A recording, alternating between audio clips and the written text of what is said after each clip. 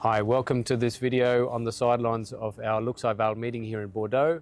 I'm here with Professor Maksym Karpash from King Danylo University in the Ukraine, and the partnership has been with us right from the start of the LuxHyVal project, and the purpose is to construct a follower valley. So to follow what we're doing in the Luxembourg Hydrogen Valley, to learn from that, adapt it to the unique situation and circumstances in a region of the Ukraine. I don't know if that's really been defined yet, and to build another hydrogen valley that's even bigger and better.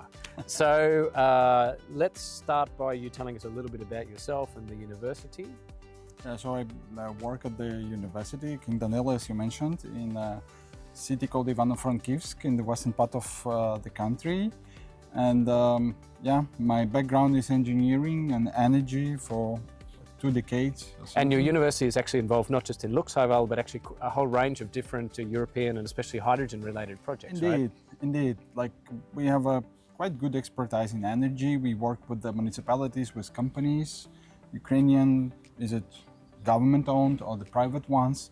And it looks like we want to be like a channel, intermediate between the advanced, up-to-date European experience in hydrogen, and then transfer that to the industry. And we work that in other sources of energy, like photovoltaics, and it worked quite well. And we think we can adopt that model for the hydrogen. So we are looking really forward for the hydrogen as not only a, let's say, transitional fuel, but a tool to survive. Yeah. So on the other one hand, we have a big shortage of energy, being kicked out of the coal mainly by Russian strikes and everything. But on the other hand, we have a surplus of let's say, renewables production. Yeah, that's good if you could just elaborate on that a bit, because I'm not sure many of our viewers would know what you've already told me, that you actually have an extraordinary amount of solar PV already in the Ukraine, and you already have this situation with a big surplus on sunny days. That's true. So that's, I mean, the whole energy balance, I mean, in Ukraine shrank by more than 2 times due to the wartime, let's say, issues and damages. But yeah, the renewables are growing the fastest since it's decentralized. Yeah. And the government and actually all the players tend to go decentralized energy production and consumption, and it totally fits with hydrogen. Very neat match, actually. Exactly. Yeah. And that's why we benefit from being partners in different hydrogen projects. Like LuxHyVal, which is probably the biggest one and the most, I mean, prominent. There are the smaller one in Ireland, and we also partner in one educational project led by Norwegians on like building the competencies, skills for the coming hydrogen industry in Ukraine. And yeah, probably one more project will come soon. But the idea is that we want to tackle that gap between this excess of production of photovoltaics and the unused potential when we have it a lot. Yeah. And we cannot store it because the, let's say, battery energy storage is developing, but not that fast because, you know, the entrance limit is very high in terms of financial and everything. Yeah. And I think you've got a lot of other characteristics in the country that also make these sort of new energy technology and hydrogen projects quite attractive, because it is a very industrialized country. I'm not sure everyone is fully aware of that, but there's still an extraordinary amount of manufacturing and heavy manufacturing. There's a big chemical industry that, again, not everyone is aware of that. And Ukraine itself is an enormous agricultural production hotspot for the whole world, which actually feeds a lot of the world, and is therefore also consuming a lot of fertilizer, which is manufactured using ammonia, which is produced with hydrogen. So the energy side is there, the offtake and demand side is there. It looks like a big puzzle that's just waiting for some linkages, which is some medium and large scale hydrogen projects, I hope, with your university right in the middle there. Exactly.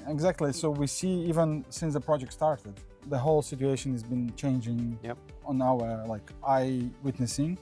And yeah, So we think that, and actually it's like we see it. So it will be very interesting for the industry first. As you said, production, different industrial, dual use and everything. A lot of displaced enterprises being located now in our western part of the country. And we have a deficit of energy. Yeah.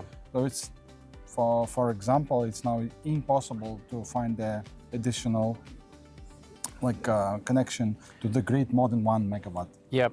Yeah, because the grid can't support it at the moment. It's like full, so no other options. And the hydrogen in that case, so we can get the excess of the solar power produce the hydrogen and then benefit from that, either producing ammonia or either direct production of the electricity. Super.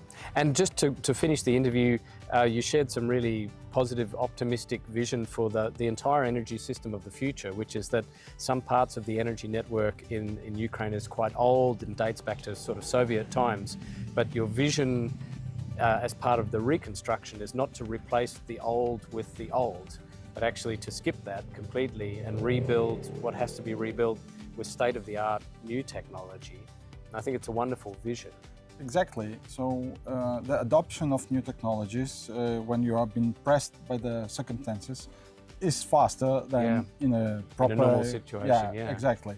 Now we face this deficit, these problems, and like we see now, companies and the municipalities install these, let's say, hybrid systems of energy.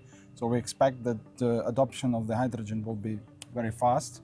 And we, exactly as you mentioned, we don't want to restore back the old-fashioned energy system. We want to leapfrog from the really obsolete, I would say, system to something really new. Since if you are at the bottom, you have only one way. Yeah. It's up. And we want to jump it into totally new era of energy. Finally, just on the actual concrete collaborations between the institutions within our LuxHyVal project, we've discussed today that in the growing activities in your university for the project now, we'll try to embed some of your staff in companies and organisations within the project in Luxembourg in the coming months and years ahead. So we look forward to welcoming some members of your teams to come and spend extended periods of time working with us, which is where we see this knowledge transfer being done most effectively, because we are quite advanced now with the rollout of the Hydrogen Valley in Luxembourg, and we're very pleased to have got that far, but we really want to make sure that that's transferred as fully and as quickly as possible to your teams and your colleagues, so that you can benefit from that, and hopefully we can help make a small contribution to the hydrogen sector in your part of Ukraine. Indeed. I mean, to get the up-to-date, the most advanced knowledge from LuxHyVal and your partnership, which is really went really far in that industrial applications, which is not only testing or something, but really... Yeah, no, that's what we're about, is producing, sending to off-takers and using it to decarbonize industry, decarbonize mobility. Exactly, and when we've been approaching by Ukrainian partners or either government institutions, so what do we have for us? So that's a very, very good chance that we will elaborate on that digital twins and get a hands-on experience on like a stepwise procedure, what to do next, what to do after that, how to prepare. And we talked a lot about social perceptions. Yeah, true. Yeah.